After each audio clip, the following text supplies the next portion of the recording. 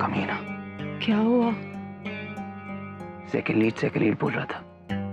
एक डायलॉग भी नहीं है तेरा, एक्स्ट्रा बना दिया तुझे। वेट तो करो, इंटरवल से पहले पूरा सॉन्ग है मेरा। Just wait and watch. देखता हूँ, अगर नहीं आया ना तो छोड़ूंगा नहीं साले को। चुप करो, सब लोग सुन लेंगे। सर जी, मूवी तो अच्छी चल रही है।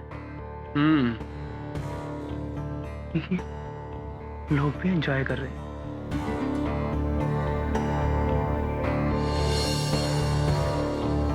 लेकिन प्रोड्यूसर साहब खुश नहीं है ना। वो तो बैठे हुए वहां अकेले मुंह लटका के। नहीं सर जी, रिलीज का टेंशन होगा, और आप टेंशन मत लीजिए, एकदम रिलैक्स हो जाइए, क्योंकि अपनी पिक्चर तो हिट है।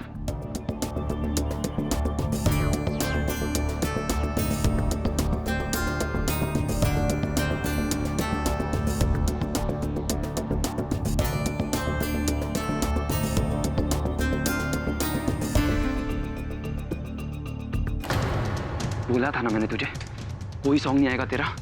बेवकूफ बना उसने तुझे। पवन श्रीवास्तव, झूठ बोला तूने मेरी स्वीटी को। गजेन प्लीज। किधर है सॉन्ग? फैसल, बाहर निकालो इसे। नहीं छोड़ूंगा, छोड़ूंगा नहीं तुझे। फैसल, इसे बाहर निकालो। छोड़ो मुझे, बाहर निकालो इसे। तुझे जान से मारूंगा। छोड़ो मुझे, जान से मारूंगा तुझे। नहीं छोड़ूंगा, छोड़ो मुझे, नहीं छोड़ूंगा मैं उसे। उसे मेरी गर्लफ्रेंड को झूठ बोला है।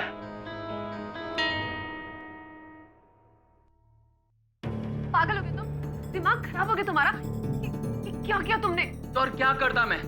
वो तुम्हें बेवकूफ बना रहा था। बेवकूफ तो तुम हो ही, और तुम्हारी इस बेवकूफी ने मेरे लिए आगे के सभी रास्तों को बंद कर दिया है। You know what? इस तमाशे को देखने के बाद श्रीवास्तव तो क्या, अब कोई और प्रोड्यूसर भी मुझे काम तक नहीं देगा। Shut up, Gajen. और तुम अभी इसी वक्त जाओ यहाँ से।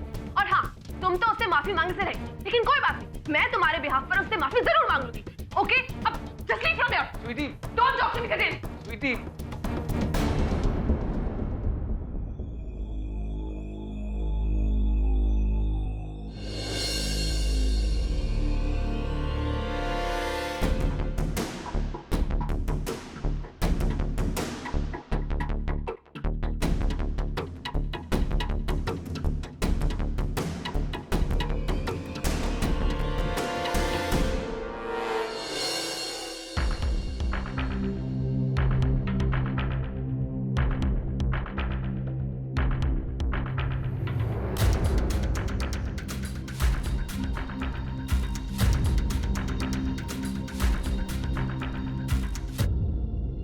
सर जी, ये प्रोड्यूसर साहब अकेले में बैठे हैं।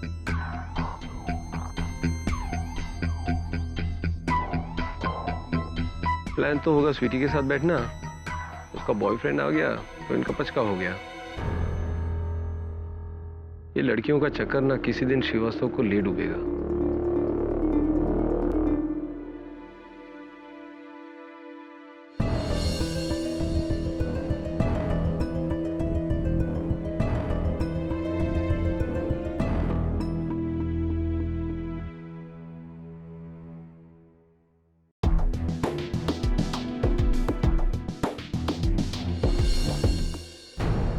पर सर जी, वो कौन है? कौन? अरे मरेगा साला। श्रीवास्तव साहब ने कहा था किसी को मेरे नजदीक आने मत देना। पर सर वो कर क्या रहा है? कौन है? ए, क्या हो रहा है? लाइट!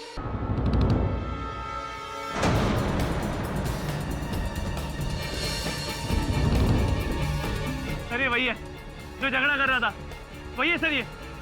फैजल, पकड़ो पकड़ो इसे।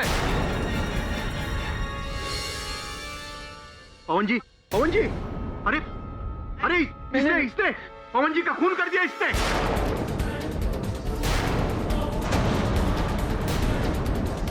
कोई पुलिस को बुलाओ, मैं इसे पकड़ के रखा हूँ। पुलिस को बुलाओ जल्दी। मैंने नहीं मारा जी, मैंने नहीं मारा। अरे पहले से मारा है, ये सारे गवाह है। तूने ही मारा है पवन जी को। अरे बुलाओ कोई पुलिस को। नहीं नहीं वरुण मेरे दोस्त, एक बहुत ही खूबसूरत केस आ रहा है हमारे पास। खूबसूरत केस। हाँ खूबसूरत केस, तकरीबन 5 फीट 6-7 इंच हाइट, सर पे shades, short dress, high heels. खूबसूरत केस। सब आप किसकी बात कर रहे हैं? उसकी उसकी किसकी? वो जो दरवाजे के पीछे है। सर दरवाजे के पीछे कोई नहीं। कम इन।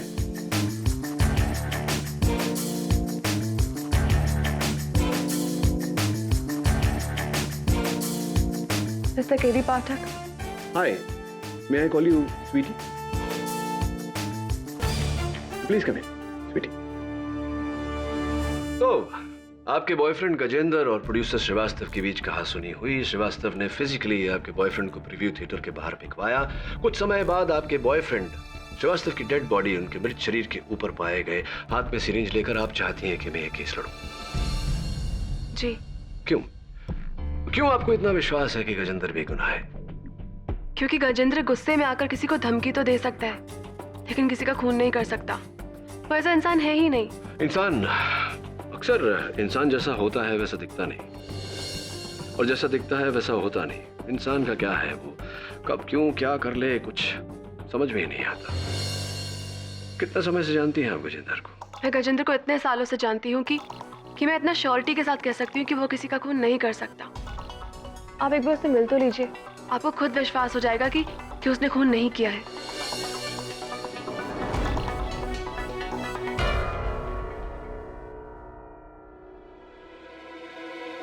ओके। सब इसके बारे में आपको कैसे पता चला? अखबार में केस की रिपोर्ट छपी है, और ये केस इतना विचित्र है कि कोई वकील इसे लेना नहीं चाहता। कौन बचा? केडी पाठक। केडी साहब, मैं सिर्फ इतना कह सकता हूँ कि मैं स्वीटी से बहुत प्यार करता हूँ, और ऐसा कोई काम नहीं करूँगा जो मुझे उससे दूर ले जाए। और आप ही सोचिए, अगर मैं उन्हें मारना चाहता तो सबके सामने झगड़ा कर कर अपने लिए मुसीबत क्यों मोल लेता। गए क्यों थे श्रीवास्तव के घर? क्या करने गए थे? मुझे बाद में अपनी गलती का एहसास हुआ, और स्वीटी के खातिर मैं उनसे माफी मांगने गया। वहां जाकर जब मैंने देखा,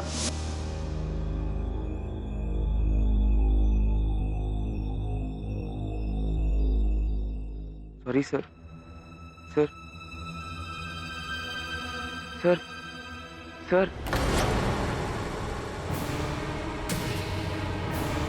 राइट।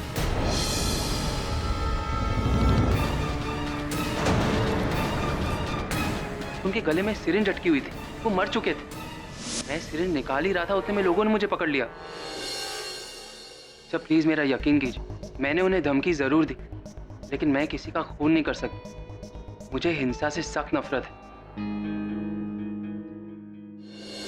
जज साहब, सुंदर तो नहीं कहूंगा, लेकिन हाँ ये बहुत ही सिंपल सा केस है। प्रोड्यूसर पवन श्रीवास्तव की फिल्म के प्रीव्यू के दौरान मुलजिम गजेंद्र वर्मा ने सबके सामने अपने गुस्से की आवाज में प्रोड्यूसर श्रीवास्तव को जान से मारने की धमकी दी।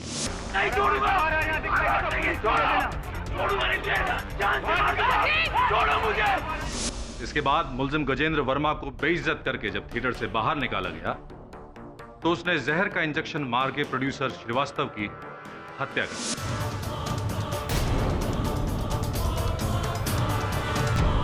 जैसा गजेंद्र एक केमिस्ट रह चुका है, वो अच्छी तरह से जानता है कि कौन सा जहर कितनी मात्रा में दिए जाने से इंसान की तुरंत मौत हो सकती है। और सबसे खास बात यह है जज साहब कि गजेंद्र वर्मा को सिरिंज के साथ रंगे हाथों पकड़ने वाले एक नहीं बल्कि कई लोग।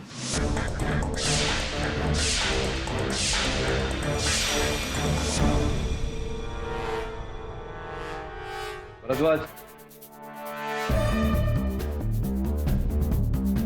आपकी दलील के अनुसार गजेंद्र निश्चय बना कर गए थे श्रीवास्तव जी को मारने का। तो अपने साथ वो जहर और सिरिंज भी लेकर गए होंगे। जाकर के मार देते श्रीवास्तव जी को। फिल्म के मध्यांतर में इन्हें श्रीवास्तव जी के साथ चिल्ला चिल्ला कर बहस करके लोगों का ध्यान अपनी ओर आकर्षित करने की क्या आवश्यकता थी?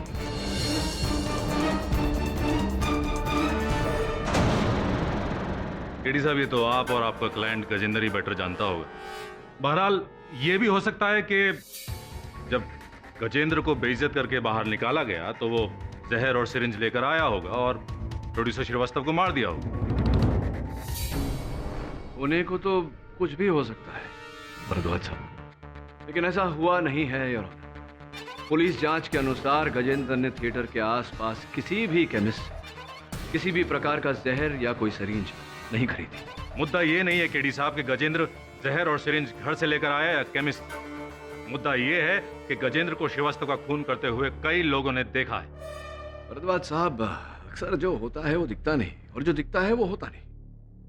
इस केस में भी ऐसा ही है यार। मेरे मुवक्किल का ये कहना है कि वो श्रीवास्तव जी की गर्दन में सिरिंज डाल नहीं रहे थे, उसे निकाल रहे। केडी साहब, ये हकीकत तो नहीं हो सकती। हाँ, आपके द्वारा बनाई गई एक बहुत ही सुंदर कहानी जरूर हो सकती है जिस पर कोई भी भरोसा नहीं करेगा। ये अदालत तो बिल्कुल भी नहीं। बस थोड़ी सी प्रतीक्षा कीजिए भरद्वाज साहब, इस कहानी को मैं वास्तविकता में बदल दूंगा।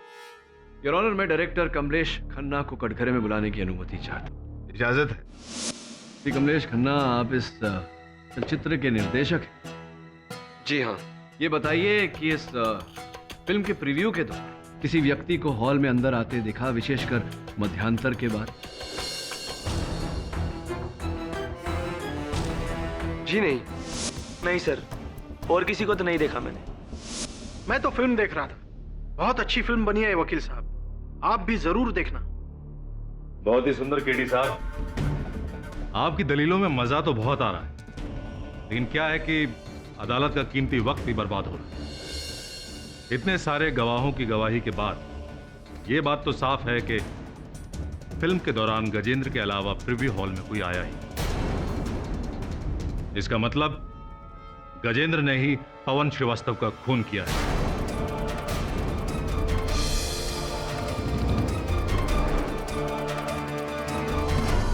इतनी जल्द नतीजे पर पहुंचने से पहले भरद्वाज साहब जरा सोच लीजिए कि ये किसी मासूम की जिंदगी का सवाल है।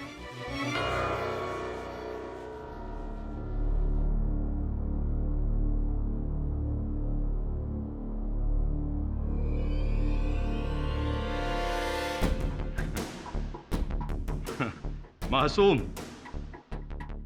बहुत सुंदर केडी साहब। आपके इस मासूम मुवक्किल की मासूमियत का एक बहुत ही उम्दा सबूत अभी अभी मेरे हाथ में। जज साहब, पुलिस रिकॉर्ड से पता चला है कि गजेंद्र वर्मा 14 साल की उम्र में अपने स्कूल के 2 लड़कों के साथ मारपीट और उनके सर फोड़ने के जुर्म में 4 महीने रिफॉर्म हाउस यानी कि बाल सुधार गृह में काट चुके हैं।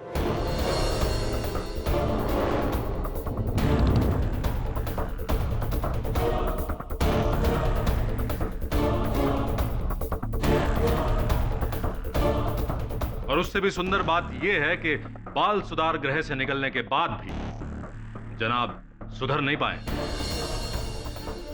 सर प्लीज मेरा यकीन कीजिए, मैंने उन्हें धमकी जरूर दी, लेकिन मैं किसी का खून नहीं कर सकता। मुझे हिंसा से सख्त नफरत है।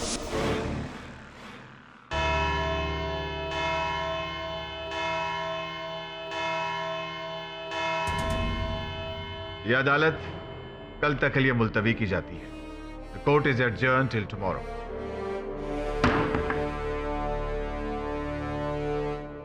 हर कोई जानता है जितना मैं हिंसा से नफरत करता हूं उससे कहीं ज्यादा झूठ से नफरत है मुझे। क्या सोचकर झूठ बोला तुमने मुझे गजेंद्र? क्या कहा था तुमने? हिंसा से मुझे नफरत है। ये सब क्या था जो कोर्ट में बताया? सर मैंने आपसे कभी झूठ नहीं कहा। हाँ, बचपन में नादानी में मुझसे गलती हो गई थी, जिसकी सजा मैंने 4 महीने रिफॉर्म हाउस में रहकर बिताई। 4 महीने मिले नर्स से भी बदतर थे। रिफॉर्म हाउस से बाहर निकलते ही मैंने डिसाइड कर लिया कि मैं कभी हिंसा का सहारा नहीं लूंगा। तो प्लीज मेरा यकीन कीजिए, मैंने खून नहीं किया। और कुछ है, कोई बचपन की बात या जवानी की बात जो तुमने मुझे बताई ना हो? प्लीज बता दो। नहीं सर, और कुछ भी नहीं। तो श्रीवास्तव यहाँ बैठा था और श्रीवास्तव के इर्द गिर्द बाकी के लोग बैठे थे इन सीट्स पर।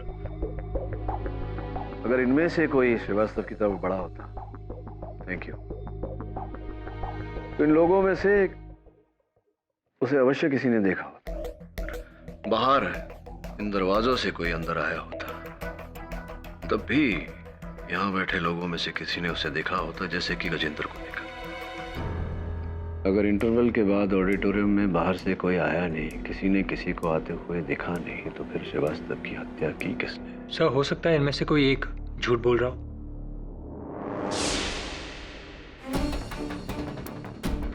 अरुण, आज अपने ऑफिस में कोई आया था? आज नहीं सर। पक्का पता है तुझे कोई नहीं आया था? हाँ सर, हम 100% श्योर, कोई नहीं आया था। सोच के बता, सवेरे से लेकर के अब तक कोई नहीं आया। सर मुझे पता है कोई नहीं आया था। तो फिर ये चाय कहाँ से आई? सर ये तो चाय वाला देखिए।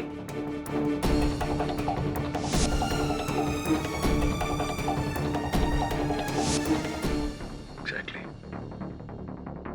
कि ऑडिटोरियम में भी कोई ऐसा व्यक्ति आया था जो हमेशा वहां से आता जाता रहता है, लेकिन कोई उसकी तरफ ध्यान नहीं देता। सुनील, आप उस थिएटर में अशर हैं, प्रवेशक हैं। जी सर। लोगों को उनकी सीट दिखाने के अतिरिक्त आप वहाँ जलपान, स्नैक्स, कोल्ड ड्रिंक्स इत्यादि भी बेचते हैं। जी सर।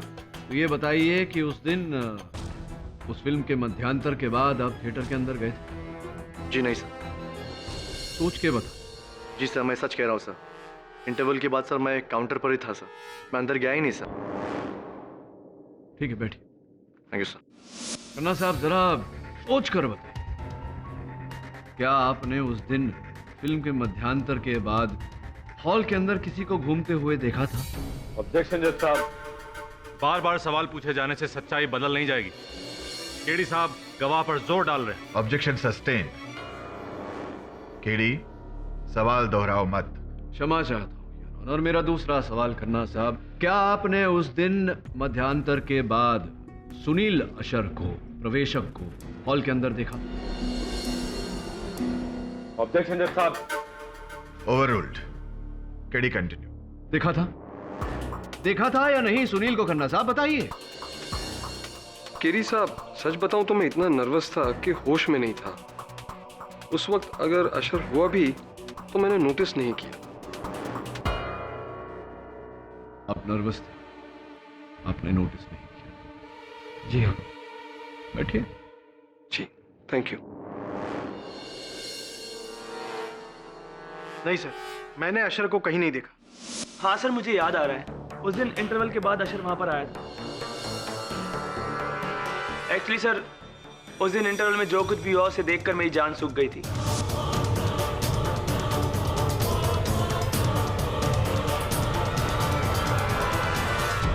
और झगड़ा खत्म होते होते इंटरवल खत्म हो गया और मूवी भी शुरू हो गई थी सर। और मुझे प्यास लगी थी, लेकिन मैं बाहर जा नहीं पाया, इसलिए मैंने चारों तरफ नजर घुमाई और वहां मैंने अशर को पाया।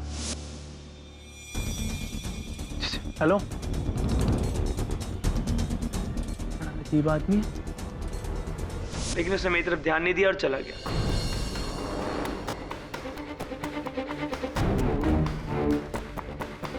कहाँ चला गया? सर शायद पीछे की तरफ गया होगा। एक्चुअली मैंने ध्यान नहीं दिया। साहब, मैंने पहले भी कहा मैं नहीं था। अरे ऐसे कैसे नहीं थे? अभी अभी उस फिल्म के असिस्टेंट डायरेक्टर ने अपने कथन में कहा है कि उन्होंने आपको देखा था हॉल के अंदर। आप कह रहे कि आप नहीं थे, ऐसा कैसे हो सकता है? साहब, जब मैं अंदर गया ही नहीं तो फिर कोई मुझे कैसे देख सकता है? कितने अशर है तुम्हारे थिएटर में? साहब, वैसे तो 2 है, लेकिन उस दिन दूसरा छुट्टी पे गया था, मैं अकेला ड्यूटी पे था। एक अगर उस दिन छुट्टी पर था तो स्पष्ट बात है कि जिसको देखा है असिस्टेंट डायरेक्टर साहब ने, वो आप ही थे, आप ही हॉल के अंदर थे। नहीं साहब, मैं भगवान की कसम खा के कहता हूँ, मैं उस दिन हॉल में नहीं था। मैं तो इंटरवल के बाद पूरी फिल्म खत्म होने तक थिएटर के बाहर ही था, अंदर गया ही नहीं। थिएटर के बाहर थे? थिएटर के बाहर क्या कर रहे थे? नहीं बोलिए, थिएटर के बाहर क्या कर रहे थे? कार पार्किंग में मैं अपनी गर्लफ्रेंड मीना से बात कर रहा था। वैसे चलो बा, कुछ समय के लिए मान लेते हैं कि तुम अपनी गर्लफ्रेंड मीना से बात कर रहे थे, तो फिर असिस्टेंट डायरेक्टर ने जिसे देखा वो कौन था? केडी साहब,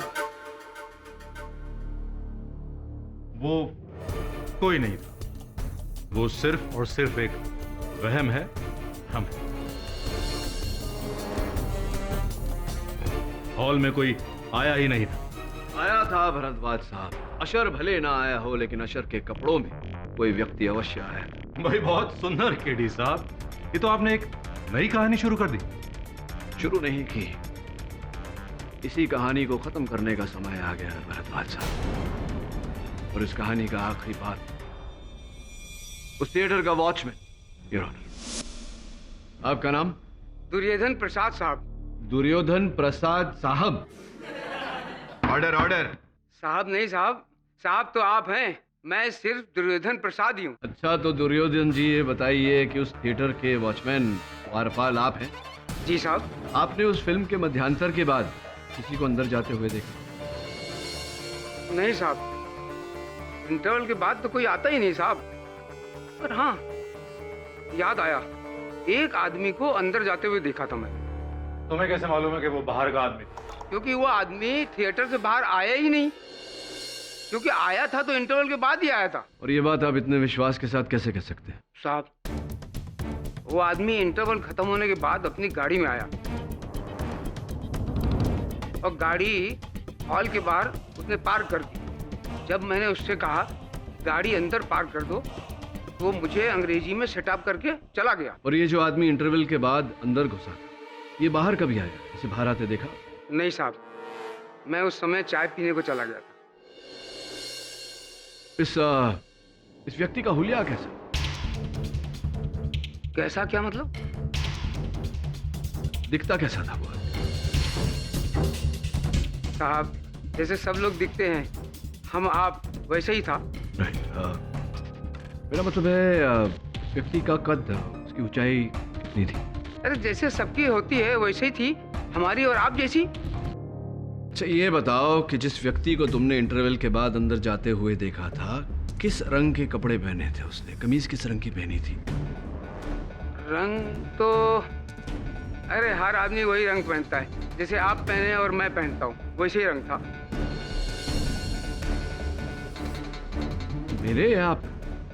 मतलब दोनों की तरह, आप जैसा और मेरी जैसा। ये बताइए कि जिस रंग की कमीज उस व्यक्ति ने पहनी थी, क्या यहाँ अदालत में किसी ने उस रंग की कमीज पहनी है? क्या वकील साहब, सबने एक जैसे कपड़े पहने, जैसे आपने और मैंने।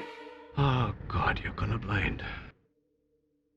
ऑनर, दुर्भाग्यवश ये कलर ब्लाइंड है, इन्हें रंगों की पहचान नहीं, किंतु मुझे पूरा विश्वास है कि जिस व्यक्ति को इन्होंने मध्यांतर के बाद थिएटर में जाते हुए देखा था, वही हत्यारा है। जज साहब, केडी साहब इस अदालत का वक्त बर्बाद कर रहे हैं। अरे जिस आदमी को रंगों की पहचान ना हो, जो आदमी किसी का होलिया ठीक से बयान तक ना कर सके, उस आदमी की बात का यकीन कैसे किया जा सकता है? भरद्वाज साहब, ये कलर ब्लाइंड है, पागल नहीं। आपका कहना बहुत सुंदर है केडी साहब, लेकिन ये भाई साहब कलर ब्लाइंड है, ये राज तो अभी खुला है। इनके बारे में और ना जाने कितने राज खुलने बाकी हैं। जज साहब, इस आदमी की गवाही पर भरोसा नहीं किया जा सकता। Excuse me KD sir. Your honour, अनुमति चाहता हूं। इजाजत है।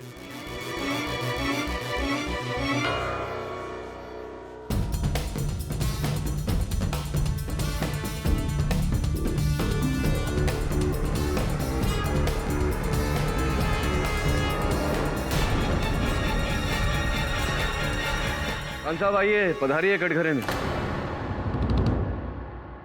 मिस्टर फैजल खान, आपने पुलिस को अपने ये दूसरे सेलफोन के बारे में नहीं बताया था, क्यों? जरूरी नहीं समझा। क्यों? 2 महीने पहले से वो सेलफोन मैं यूज ही नहीं कर रहा हूँ। क्यों?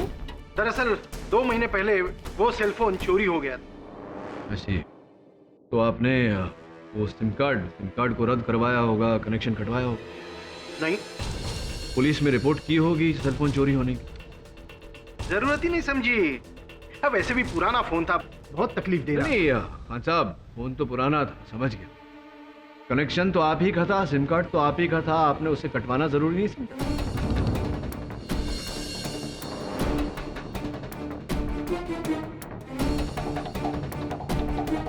आप जानते हैं आपके उसी सिम कार्ड से पिछले 2 महीने में कितने फोन किए गए? ये होंगे, मुझे क्या, मेरे सिम कार्ड में तो बैलेंस ही नहीं था, मुझे कौन सा नुकसान। अब इसमें आपका क्या नुकसान हुआ है ये तो समय ही बताएगा खान साहब। वैसे कहाँ चोरी हो गया था आपका ऐसा? शूटिंग के वक्त खो गया। हो गया। हाँ, समय पहले आपने बोला चोरी हो। किसी ने निकाल लिया होगा या कहीं कहीं पॉकेट से गिर गया होगा, मुझे क्या पता। सर जी, आपको शूटिंग के टेंशन के बारे में कुछ पता नहीं, जान हलक में अटकी रहती है। जज साहब, केडी साहब इस आदमी के दूसरे सेलफोन के बारे में पूछ के पता नहीं क्या प्रूव करना चाहते हैं। केडी, आपको इस आदमी पे शक है? योर ऑनर, मुझे तो शक भरद्वाज साहब पर भी है। मतलब क्या आपका? मतलब ये भरद्वाज साहब कि मुझे शक है कि आप मुझे भटकाने की कोशिश कर रहे हैं। लेकिन योर ऑनर, मैं ये साबित कर दूंगा कि खान साहब के खोए हुए सेलफोन या चोरी किए गए सेलफोन और इस हत्या के केस के बीच गहरा ताल्लुक है। Your honour, the defence request for a 2-hour interview. यह अदालत 2 घंटे के लिए स्थगित की जाती है।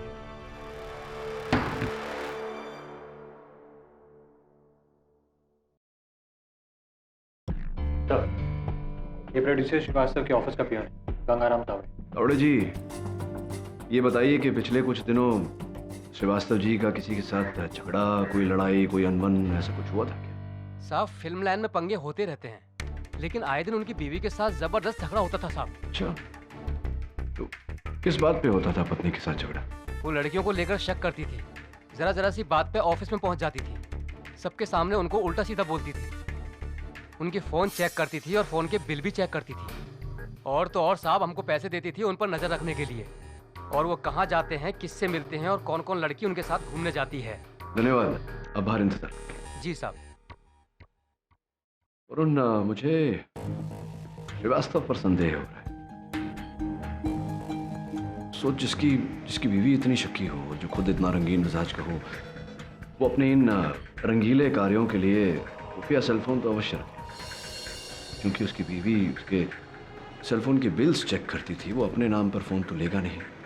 मुझे पूरा विश्वास है कि फैजल खान का फ़ोन श्रीवास्तव के पास ही था। वो फ़ोन कंपनी से कुछ पता चला क्या? सर, मैंने फ़ोन कंपनी से पता किया, वो दूसरे सेलफोन से जो लास्ट कॉल किया था उसका लोकेशन श्रीवास्तव का ऑफिस ही। तो जा फिर ढूंढ, ज़्यादा समय नहीं बचा। Right sir.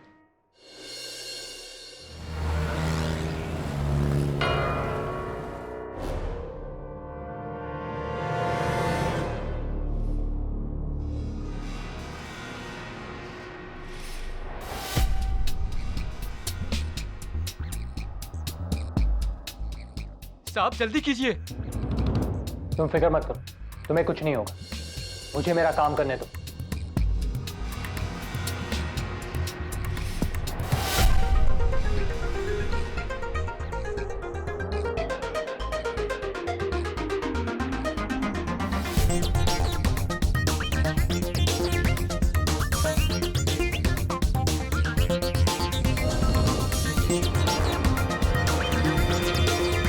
साहब, जल्दी कीजिए, नहीं तो मेरी नौकरी चली जाएगी अगर किसी ने देख लिया तो। वहीं पे खड़े रहो।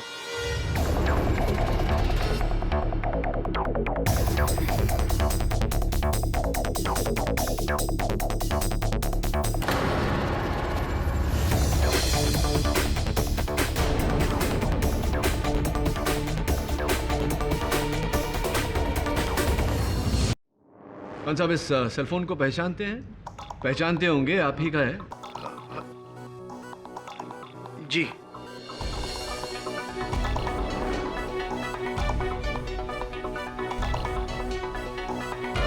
हकीकत यही है सर कि ये सेल नंबर मेरा है ही नहीं। श्रीवास्तव साहब ने मेरे नाम पे ये नंबर लिया था।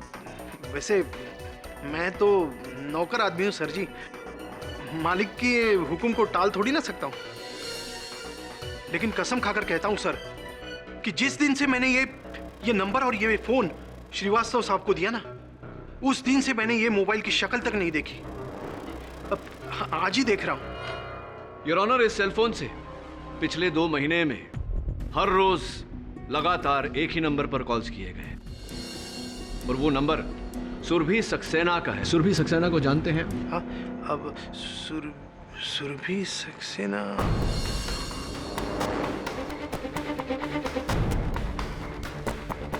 हाँ हाँ, वो उन्होंने कुछ साल पहले श्रीवास्तव साहब की एक फिल्म में सेकंड हीरोइन का काम किया था। राइट।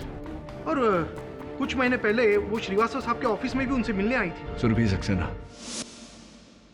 सुरभि जी, कृपया कर अदालत को बताइए कि आप फिल्म प्रोड्यूसर पवन श्रीवास्तव को कैसे जानती थी?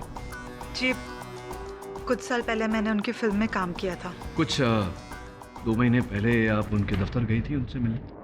जी बिल्कुल मिली थी। मुझे काम के सिलसिले में बहुत सारे प्रोड्यूसर्स, डायरेक्टर्स, कास्टिंग डायरेक्टर्स से मिलना पड़ता है। Of course. मैं गई थी उनसे मिलने। और उसके बाद दूसरी मुलाकात कब हुई उनके साथ? दरअसल उस मुलाकात के बाद जरूरत ही नहीं पड़ी। सुरभि जी, पिछले 2 महीने से श्रीवास्तव जी आपको लगातार प्रतिदिन 4-5 बार फोन कर रहे हैं और आपकी वार्तालाप मिनटों नहीं घंटों चल रही थी। आप झूठ क्यों बोल रही हैं कि आपकी बात ही नहीं हुई उनके साथ? प्लीज सच बताइए। जी, दरअसल मैं और पवन बहुत जल्द शादी करने वाले थे।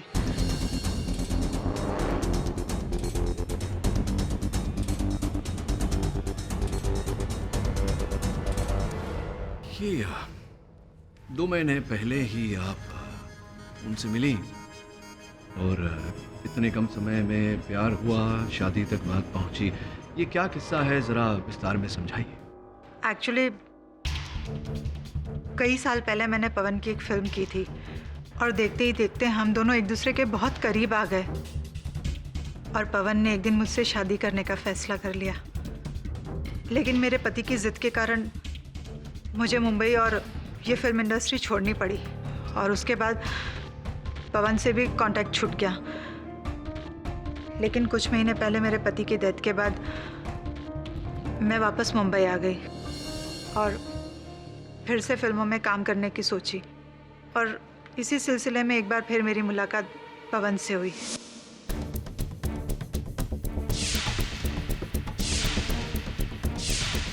और इस फिल्म की रिलीज के बाद पवन अपनी बीवी को तलाक देकर हमारी शादी अनाउंस करने वाले थे।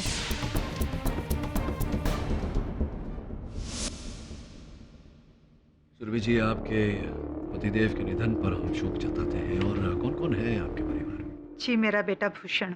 भूषण को आपके इस विवाह से कोई आपत्ति, कोई एतराज तो नहीं? नहीं, बिल्कुल नहीं। इनफैक्ट भूषण और पवन एक दूसरे को बहुत पसंद करते थे। तो इस समय क्या व्यस्तता है आपके सुपुत्र की, क्या करते हैं वो? जी, वो एक NGO रन करता है। अभी ब्लड डोनेशन कैंप में बिजी है। He is a social worker.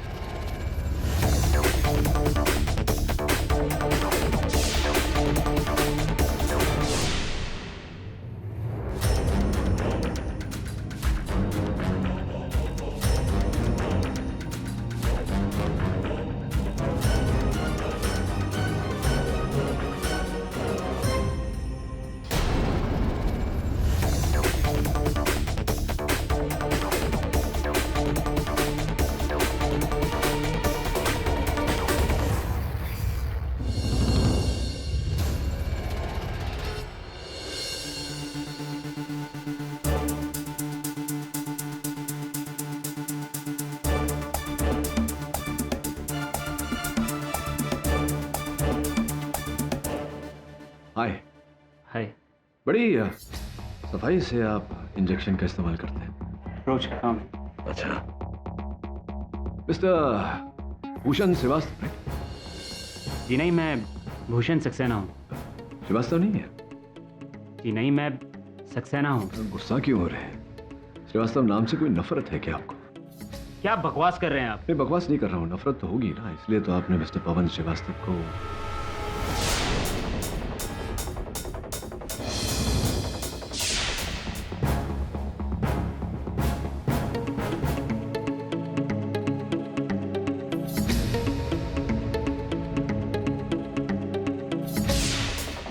जाइए, मुझे और भी काम है।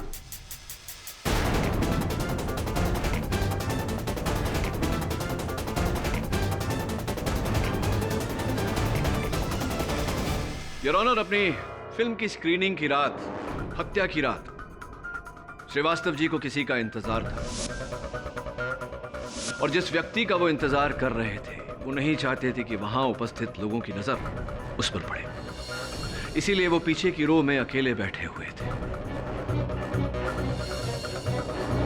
श्रीवास्तव जी के जीवन का सबसे बड़ा रहस्य सुरभि सक्सेना थी, या यूं कहिए उनके सुपुत्र भूषण,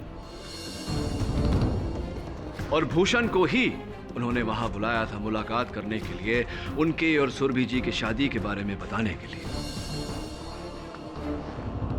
भूषण के इतिहास को टटोलने के बाद हमें पता चला कि लिटरेचर में एमए करने के बावजूद उनकी दिलचस्पी समाज सेवा में थी। कई blood donation camps, medical camps का वो हिस्सा बने थे, इसीलिए योर ऑनर उन्हें दवाइयों और सिरिंजेस का बहुत तजुर्बा था, और इसी जानकारी के आधार पर मैंने उनका पीछा करवाया।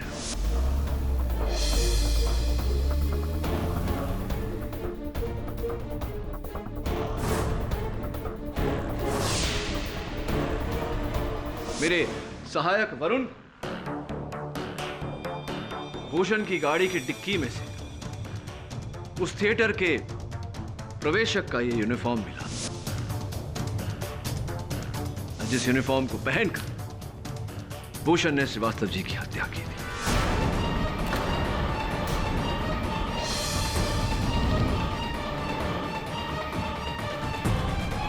केडी साहब, केडी साहब, आपकी इस एक्साइटिंग स्टोरी का अंत काफी बोरिंग रहा। भूषण की कार की डिक्की में अशर के कपड़े मिल जाने से भूषण कातिल साबित नहीं हो जाता। वो कपड़े वहां कोई और भी रख सकता था भूषण को फंसाने के लिए। भरद्वाज साहब, कहानी अब तक खत्म नहीं हुई, पिक्चर अभी बाकी है मेरे दोस्त। आप भूल गए कि हमारे पास एक चश्मदीद गवाह भी है। योर ऑनर, मैं इस केस के इकलौते गवाह उस थिएटर के वॉचमैन दुर्योधन प्रसाद जी को कटघरे में बुलाने की अनुमति चाहता हूं। दुर्योधन प्रसाद साहब, अदालत को यह बताइए कि उस रात जिस व्यक्ति को आपने मध्यांतर के बाद थिएटर में घुसते हुए देखा था, जिसने आपको क्या कहा था? अंग्रेजी में बोला था शट अप। हाँ, क्या वो व्यक्ति इस समय अदालत में उपस्थित है? जी वकील साहब, ये सामने खड़ा है, वही आदमी है।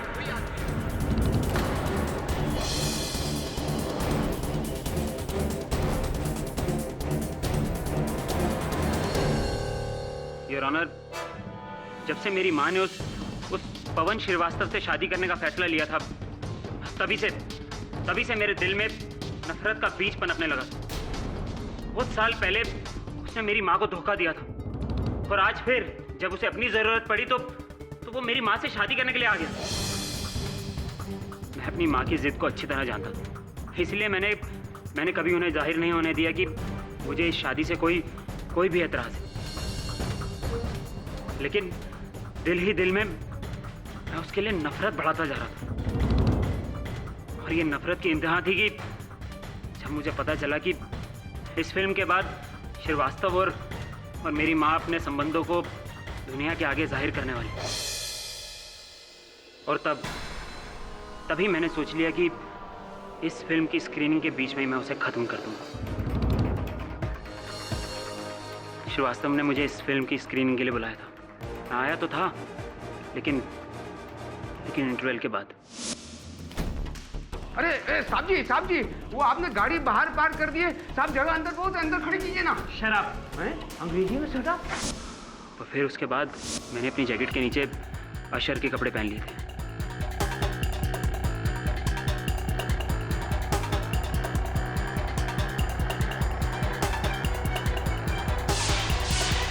अंधेरे में मैं श्रीवास्तव के पास पहुंचा। इससे पहले कि श्रीवास्तव कुछ समझ पाता, मैंने उसके गले में इंजेक्शन उतार दिया जैसा।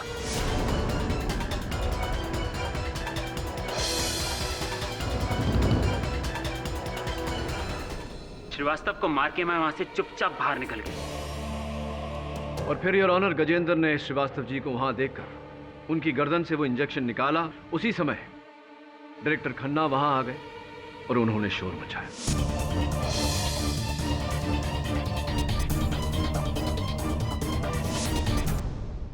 The defence rest your honour. तमाम गवाहों और सबूतों को मद्देनजर रखते हुए यह अदालत गजेंद्र वर्मा को निर्दोष पाते हुए उसे बाइज्जत बरी करने का हुक्म सुनाती है और भूषण सक्सेना को दोषी पाते हुए उसे गिरफ्तार करके उस पर केस चलाने का आदेश देती है। The case is closed.